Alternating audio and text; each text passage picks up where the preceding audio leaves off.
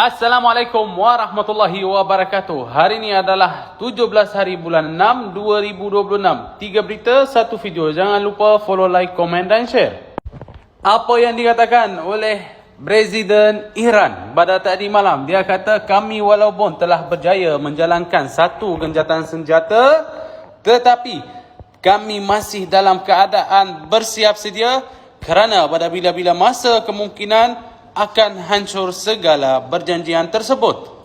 Dan apa yang dikatakan oleh juru cakap Makar Khatim Al-Anbiya di Iran, dikatakan kami telah memberikan amaran sekeras-kerasnya kepada tentera Zionis Israel.